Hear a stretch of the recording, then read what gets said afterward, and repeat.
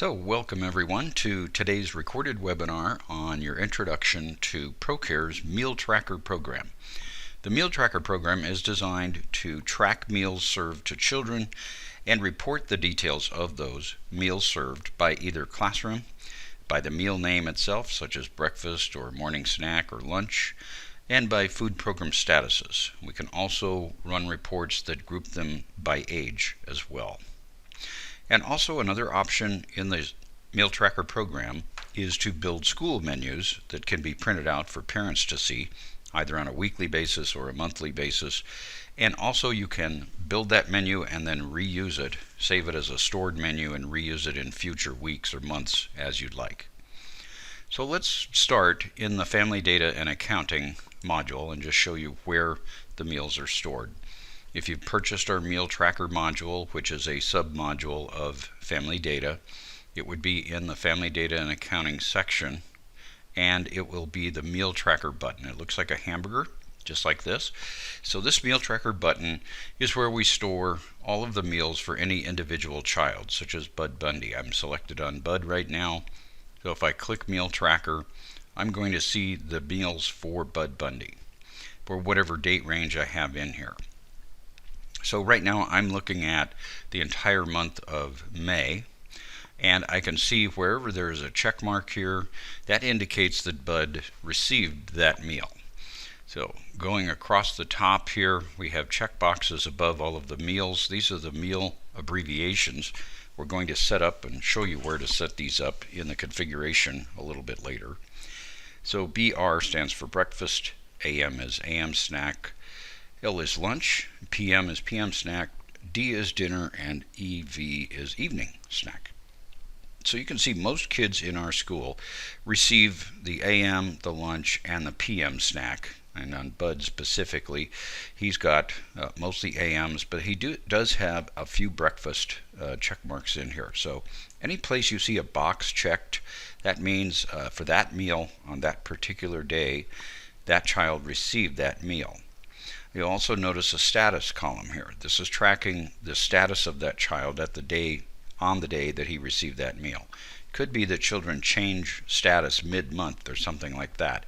And if you're processing meals for children all at once for an entire month and you need to go back and change the statuses on some children for some days, you can do that by going to the individual child's hamburger button and just coming down to the correct days and clicking on the status and changing it to be what it should be for those days. So that's what this screen is for. This screen is for showing you what Procare has recorded for meals served to this child. It also gives you the place to make changes to either the status, if their age group's shifted during that time frame and you want to change their age group on some meals, you could do that here. You can also just manually process meals by clicking the checkbox up at the top, and if you click the checkbox, it'll put a meal in for every possible day that that meal is being served. If you uncheck it, it will remove the meal from all days, so then you would need to go down and process all of these meals for this child. Normally you're going to use roll call sheets to track actual meals served in classrooms or in a cafeteria setting, and then turn those roll call sheets into someone who would enter those in Procare here. So it would be kind of tedious to have to go through every child and put in check marks for everybody for each day, flipping through your sheets. So we do offer automation tools to do that rather quickly. And in this screen, you can also process meals for one child at a time using these attend or schedule buttons. What these are for is if I click the attend button, for example, this allows me to say, I'd like Procare to look at this child's attendance and then compare the attended time with our classroom meal times. An example would be we serve breakfast between 8:30 and 9:30. And if this child is in attendance on any given day between 8:30 and 9:30, go ahead and put a check mark in the breakfast checkbox for that day for that child. And that's how that would work. The schedule button essentially is the same thing, only instead of looking at the child's time card, it's looking at whatever schedule you have set up for the child. So if you don't have our attendance tracker, you can still use the schedule for children to estimate, or guesstimate if you will, which meals they actually got. That will put the lion's share of check marks in for each child, and then you can use your roll call sheets to go through and modify those as needed when you're getting the meals recorded. So this is, again, one child at a time. I'm not going to save those changes, but I want to be able to look at just one child and review all of their meals for the month or for whatever date range I picked there. That's the hamburger button. That's the individual child meal record. Then the automation tools that we have are up under the Functions menu, and we have the Meal Tracker, Daily Meal Tracker. Now this looks fairly similar to what we were just looking at, with one exception. Here we're processing just one day at a time for all children in the school that might be in the food program. If you do roll call sheets by classroom, one thing you can do is use the little tiny filter button up here to say, I want to work with just one classroom at a time. So I might want to work with just my kindergarten room.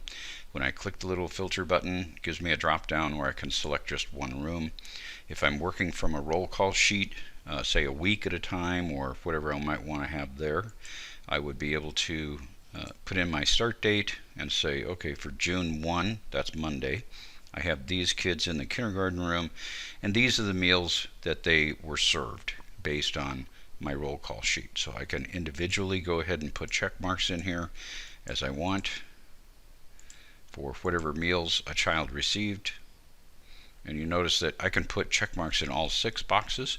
When we run our reports and we look at the configuration settings, that's where we're going to determine which meals are includable to be claimed versus which meals were actually served.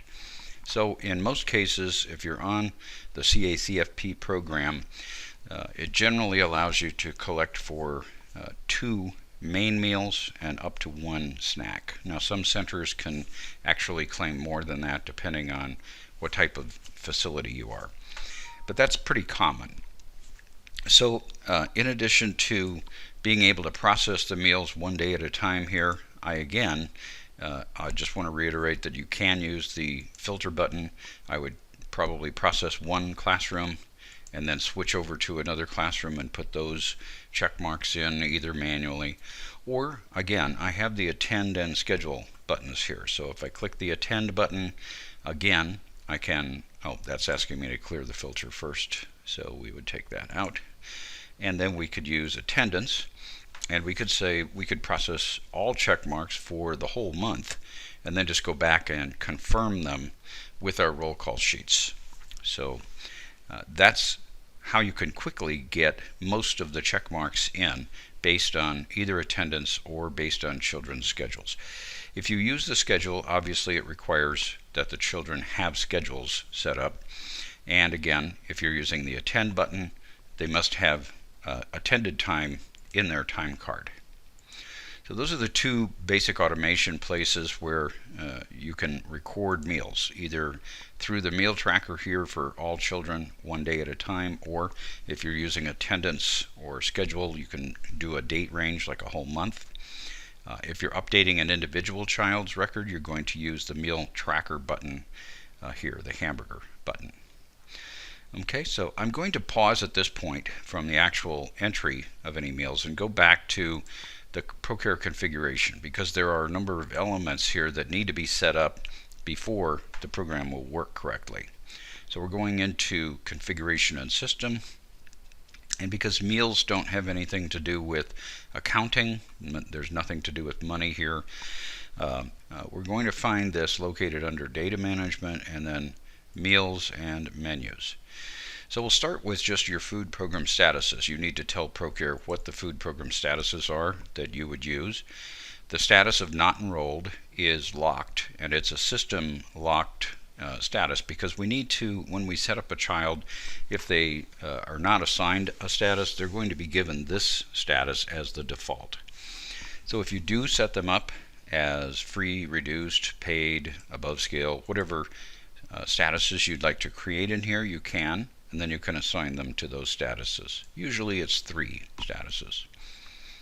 And then meal abbreviations. This is where you control the actual name of the meal.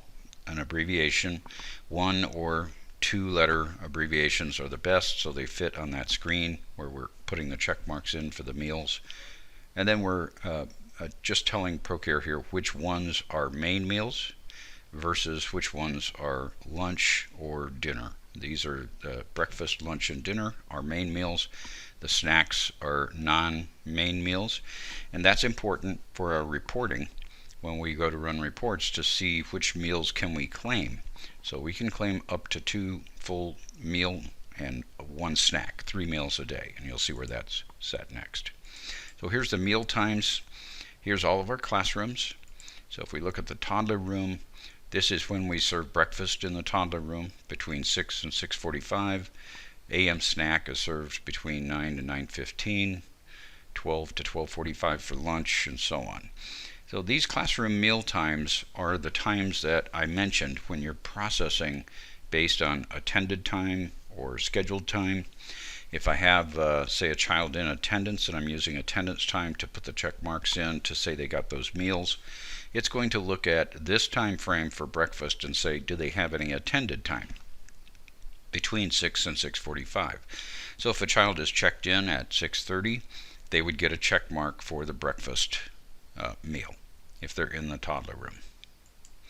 Same thing for the twos rooms. We've got different times here, and you'll notice that the twos room has no times put in it. Now what I could do is I could take the meal times that are in the toddler room. If I wanted to duplicate these meal times, I can copy those meal times from the toddler room, and then I could move to the twos room. This makes it setting it up a little bit easier, and then paste those. That'll paste in all of those times from the toddler room into the twos room. And if I have slightly different times, I might have 6:30 to 7:15, or say something like that. I could modify those times there and then save that. Also, if there are meals that we don't serve in that particular room, you can clear that row by just clicking the clear row button, and that'll take out any meal that's put in there for that row for that room. So this is critical that you set these times up correctly, because it's what Procare is going to use to kind of pre-populate the automatic check marks, if you will, for meals served. Once those automatic meal check marks are put in for all children, by the way, that is when you're going to use your roll call sheet, your actual roll call sheet, to go back and verify child by child on day by day which meals they actually got or did not get. The next thing to look at, well, we'll come back to school menus. I want to look at reimbursements next. Reimbursements are if you'd like to get a report out of Procare that tells you what you should be expecting, or roughly what you should be getting back from your food program reimbursement check, would be based on the number of meals that you've served at the different statuses, and then whatever reimbursement rates you are eligible for those particular meals. You've got breakfast here, that's a full meal. So breakfast in a free status is $1.35. The AM snack is 75 cents. Lunch is $1.75. PM snack is 75 cents, and dinner is $1.75. So you can see there what those reimbursement rates are, and they vary depending on your statuses. These are usually customized to your area and your reimbursement rates based on the cost of food in your area and so forth. So you would come into this table and be sure to update whatever these rates are in here to be reflective of yours in your specific area. Then below, you can designate how many meals would be considered main meals that I can claim per day. So most, as I said, most programs say you can claim up to 2 full meals per day, and along with meals and supplements, all totaled up to 3. Again, these may vary for you, so you'd want to make sure those are set up correctly. Once those are set up, you're pretty well done there.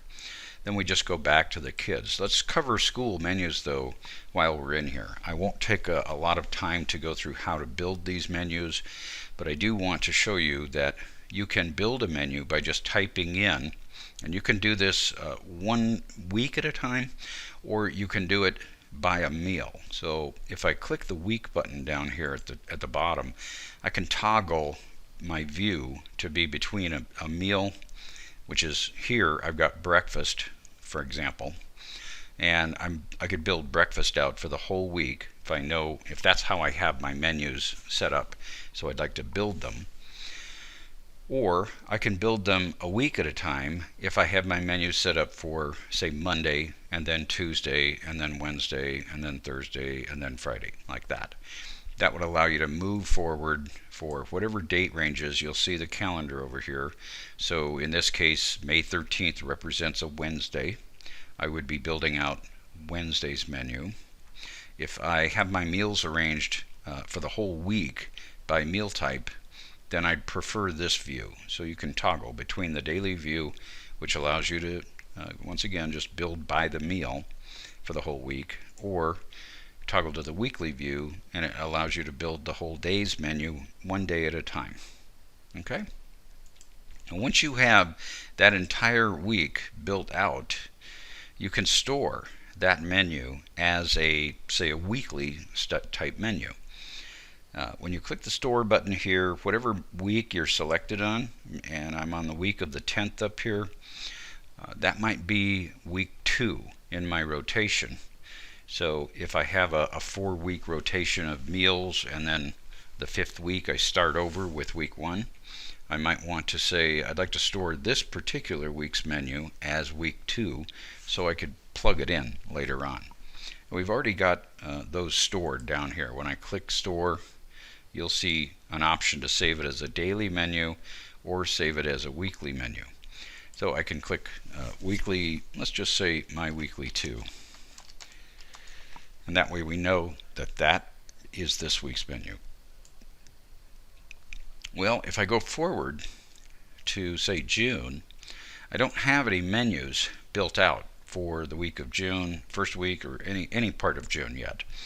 I could take one of those stored weekly menus and load it into June. So if I choose to look at the saved weekly menus, here are the 4 sample menus that we were just looking at in terms of what was already there, populated with meals. Here's the one I just saved. So I saved that, once again, by just clicking the store button when I was in the prior view, and then I could apply that menu to this week by just placing my cursor anywhere on that week in the calendar over here and clicking load. Also, you see you have an option to save daily menus. You may want to do this for things like a Christmas menu, or maybe a birthday party. If somebody's having a birthday party and you serve specific things for the whole day, or maybe just for lunch you have birthday cake put in there, and you'd like to build that as a daily menu, you can override any specific day with a particular menu. So that would be a use of a daily menu. And again, holidays, Christmas, Easter, whatever, you might have a special food menu for that particular day. But if we wanted to load the weekly menu, you click the load and then choose saved weekly and pick whichever one you want. I'll click my weekly 2, load, and that populates that whole week with all of the meals that we had from the weekly menu that I was selected on when I saved it. So if you need help with this, or you'd like more information on how to build it, the best place is to go to the help button up here. That will take you to Procare's support website, where you can read the help file on how all of these parts work on building out your menus. And once the menu is in the system, you can then report it from inside Procare. So I've covered all the configuration. Again, you can go back to any of these parts, and if you need help with any of them, once again, just click the question mark in the upper right corner. That will take you to the Procare support website to help you set those up correctly. All right, well, let's go back to our family data and accounting, and we'll look at some of the reports. We've got school menu reports is where I'll start because that's rather easy. So I've got my meal tracker section of my reports already expanded, and we're going to look at these options up here in a little bit. But I want to come down to the school menus because this is the easiest part to show you. Once you have menus built and you've applied them in that calendar screen, you can then run reports and either put them up on the board for parents to look at or wherever it might be handy. And they come in two different flavors, monthly or weekly, and then 5-day, Monday through Friday, or 7 days if you're a 7-day facility. So if we ran the weekly menu, let's look at, the week of this week here. So that's what the weekly menu format looks like. That's the whole day there. And when you print it out, it would just print out on a plain piece of paper, just like this, and it would say for Monday, Tuesday, Wednesday, Thursday, Friday, which days they are, and what's being served. So parents can see what's being served. If they have something they don't want their child to eat, for example, they might have a milk allergy or something like that, they could say, my child can't have milk, and let you know, and that way you could serve them some other food in place of that. So that's the weekly menu, and let's go back there, and let's choose a week in the future here rather than this month. Let's choose the second week of June, and the reason I'm doing this is that we don't have any menu built for the week of June. So if you haven't actually built a menu or loaded a weekly menu from a prior stored menu, you're not going to have anything show up on that menu report, and then you'll need to go back to the configuration where we were and create the menu for that week. So that's the school menus. Roll call sheets, these are the important ones for your audits, so you'll want to be sure you print these out and give them to whoever is checking off that a child actually received a meal. And then that would act as, again, your input document for putting the check marks in for children about whether they received that meal or not. You have two ways you can print this. You can group them by the classroom. That's handy if the teacher is the person who gives out the meal or who tracks it. If you have a food service person and the children are all located in a central section or maybe a couple of sections, you may want to print it without any sort, and this would just put all children on a continuous report. So you could pick them by name, they'd come out alphabetically, and you have different formats here. You could use a daily, a weekly, Monday through Friday, a weekly 7-day, or a Monday through Friday with attendance. And all that means is that there's a check mark for attendance. So let's run that one. And we're going to say just for this week, and that'll work. You can also include the child's birth date or age, one or the other. Can't include both. So if you're really interested in knowing how old are they at that point, that would be fine. You can run that. And this prints for the infants room. I'm going ahead and sorting them by classroom. These are the 2 children that are in the infants room, and then here's the toddler room list. And so here's Monday, Tuesday, Wednesday, and again, you're just putting a check mark in for any meal served to that child. The AT column means they attended. Okay, so it might be that they attended but didn't eat anything that day. You would still like to know that. That's one format, and the most common I think is the weekly, Monday through Friday. This week here, and again I could include the child's date of birth if I like, and I could say don't give me any sort, I just want to see all children alphabetically, and that's what that would look like. So there's no attendance column, there's just the meals and whether they were served that meal or not. Again, this is an important document for your server to check off the meals were actually served to children. The food program status report, this is a miscellaneous report, lets you just list out all of the children by their specific status on today's date. Whatever they are as of this moment in time, that is what's going to show on this report. So as of today, these are the statuses for these children. Here's all the reduced, and there's the above scale. So it's a non-date range report. If you need reports of statuses by date range, they're going to be up in the meal category reports. So let's move up there. And the ones I want to show you first are the meals served and claimed, both the claimed and then the summary and the child meal summary. The claimed report will give you a nice grouping. So let's just run this for this week of who got meals this week. So a claimable meal would be a solid dot like this. A meal that was served but is not claimable based on the parameters that we set up in the configuration. In other words, 2 full meals plus 1 snack. This child, it's for Peter Adams, it's selecting those first 3 and the last afternoon snack is dropped off kind of automatically. So that's what you're seeing in this format, and you can run this for a week, a month. You could run it for the whole month if you like. So we could go back and select a different date range and just say this month.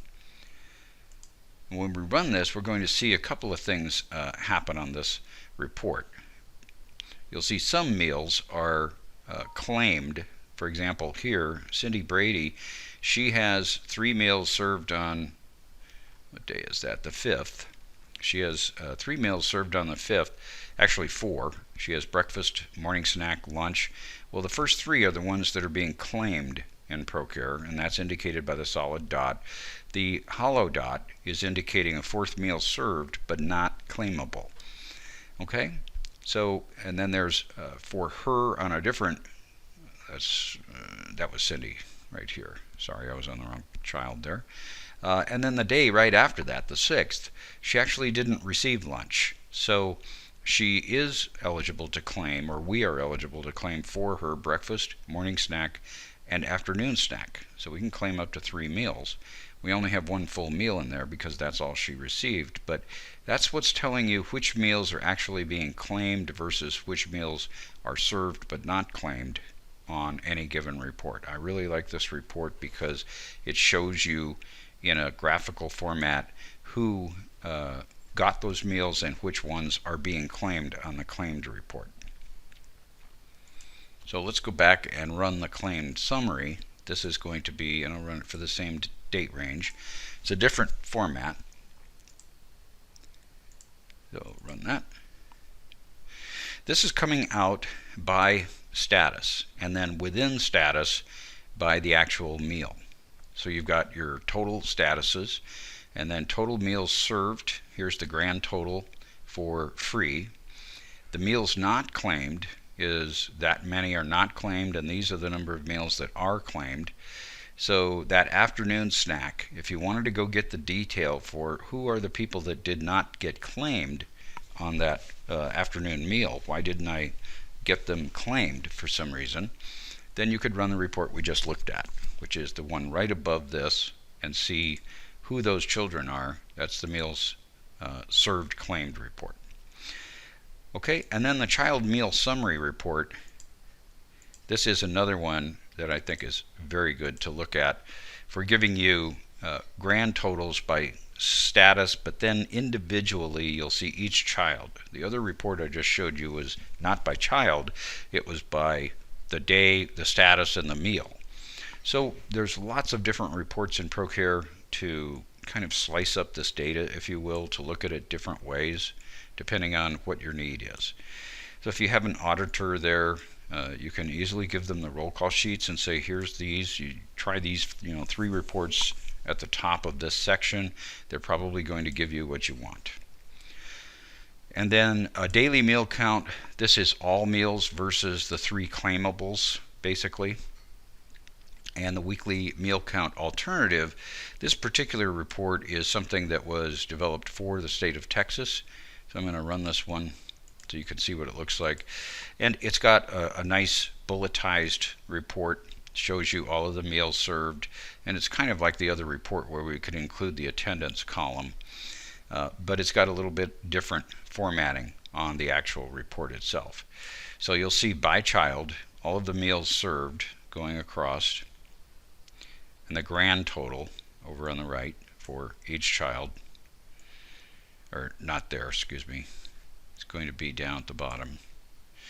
So here's our grand totals, not by child but by meal. And here's your number of attended on each day, the number of breakfasts served, AM snacks, lunches, PM snacks, and those formats.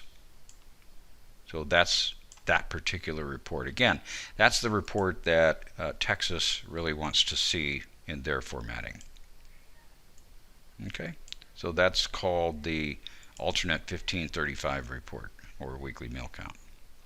Then the other reports we've got, meal counting reports. These are essentially drill down reports where you can run a report and double click on whatever the first item is here. So for example, this one is listed or sorted and put out by age group first, then by meal date, and then by program status. This report is by meal date first, and then by age group, and then by program status, and so on. So whatever the first option here is, that's the thing that you're going to be able to double click on. The classroom meal count and meal count status reports are just that. They're by classroom. So let's go ahead and run the classroom report. These are coming out by classroom with your grand totals right here. And these are, again, double clickable or drill down style reports. If I wanted to see what these meals were in the toddler's room for Friday, May 1st, I can double click that. And I'll get another tab up at the top that shows me the breakdown by status. It's not going to show me the kids because this is a classroom report. So it's doing a classroom meal count there. And you have another option here to do the same thing but with a sub breakdown by status. So let's look at that one. So there is the infant's room. Here's your reduced and above scale, and that's going to break down by status. So the first one of those is a drill downable, and then any of these you can drill down. So let's go by let's go by meal date here.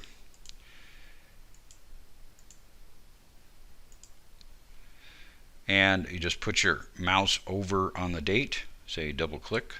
You'll get a tab up there for that particular day, and here they're broken out by status totals. Okay, so lots of different reports available in Procare. The best thing to do with those is just try running them, and just remember that all of these reports are selecting or counting those meals based on the child having a check mark in the hamburger for that particular meal. So where there's a check mark, that's being included in the reporting by status, by date, by age group, and by meal. So let's just look at how we might process meals. We don't have any attendance time in the future, but we do have schedules for kids. So I've got schedules in here for a number of kids. These kids are scheduled, for example, this child is scheduled from 9 until 3:30, and this is Bud Bundy. So Bud is in the pre-kindergarten room. Well, let's go see what we could process meals for based on future date. So his last attended time here is May 7th, and he's still checked in. So we're going to run this for, say, the following week based on schedule rather than attendance.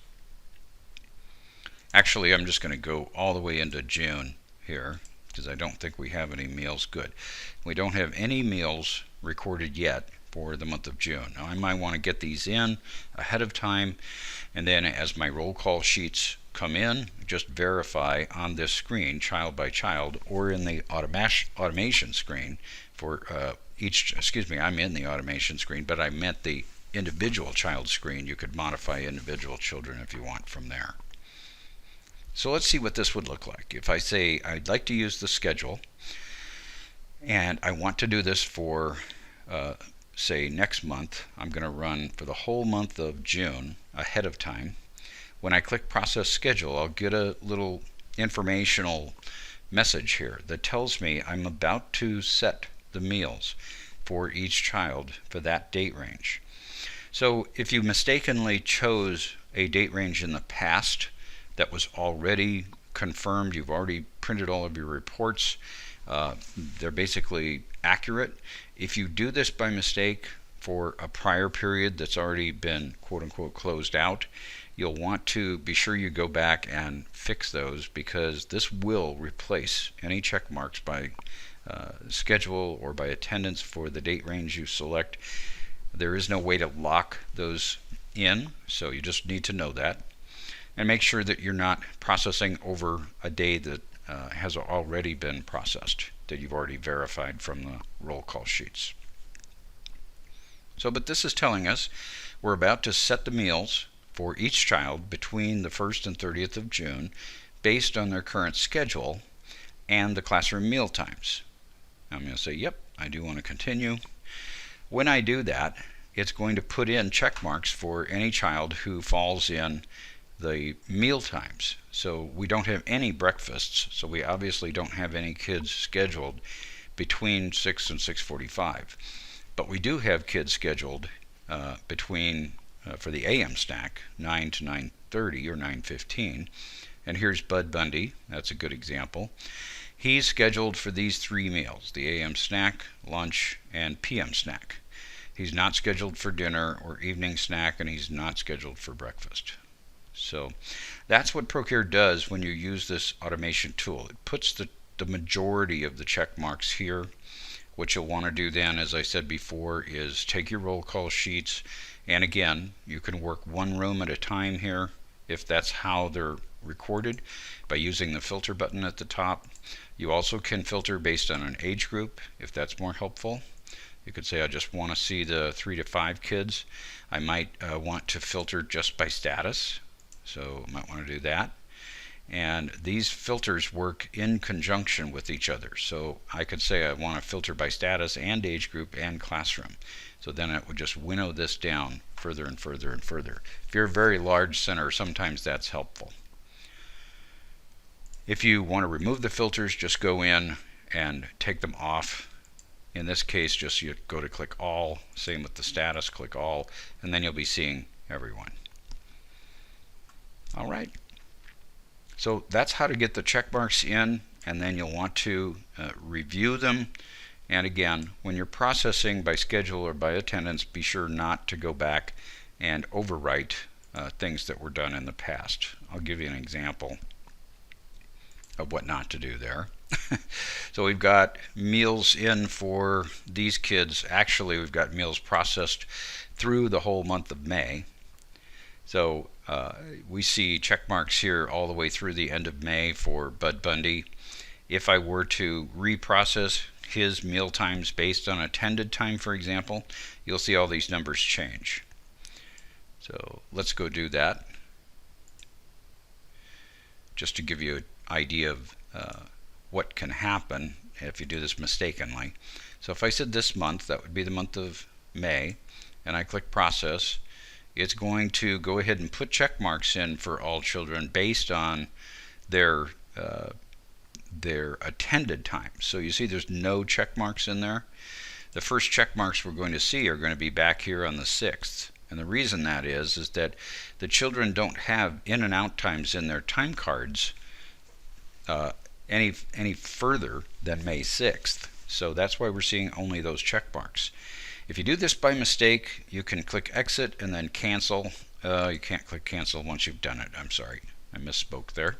So you'll need to go back and reprocess them either based on schedule and pull out your historical reports and make them match. So just an important thing for you to know not to do in that particular case.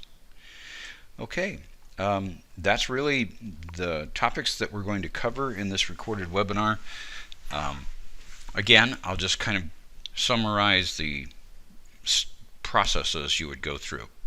When you first go to set up your meal program, the best thing to do is to start in the configuration, data management section, meal section, and just be sure that you have the program statuses as you want them, your meal abbreviations, meal times, your school menus, and your reimbursement amounts if you wanted to know that on the reimbursement report. Then you would go through, and usually what you're going to do is you're going to use the Meal Tracker daily meal tracker function. This is the automation tool that lets you get the majority of the check marks put in for children for a date range by either attendance or by schedule. If you're working just one day at a time, you can do that as well. You can use the blue arrow keys here to just start with day one and make sure you get all the check marks in for each child correctly there from the roll call sheet and move forward. And if that's how you want to do it, you don't need to use the automation. It works fine if you're a smaller center. And once the check marks are in for all children, you can then run our reports. If you find out that a particular child had a meal checked off that they did not get, or they got a meal that for some reason did not get checked off, then you can go to that individual child's meal hamburger button and make the adjustments as needed. Either for meals served, you might need to change the status. If a child changed status mid-month, which happens sometimes, you might have them being above scale for most of the month, but say the last 4 meals or whatever were at an actually different rate. They were at paid rate. So you can just come in and change those as needed, individually, just one child at a time. Like that. And then you would click Save and Exit. If you find out you're working on the wrong child, when you see the Save button like that, if you click Exit, you'll get a Cancel option. So you can cancel and none of those changes would take effect. Okay. And that is the Meal Tracker Overview webinar. Thanks for attending today. Hopefully this was helpful for you. And going forward, once again, if you need help with any of this, when you're in a particular section of Procare, the configuration I showed you, but let's say you're here and you wanted to know more about the Meal Tracker menu processor, you could click the question mark up here and that will take you to Procare Support's website where you can review how that particular function screen works. All right. Once again, thanks for attending and have a great afternoon.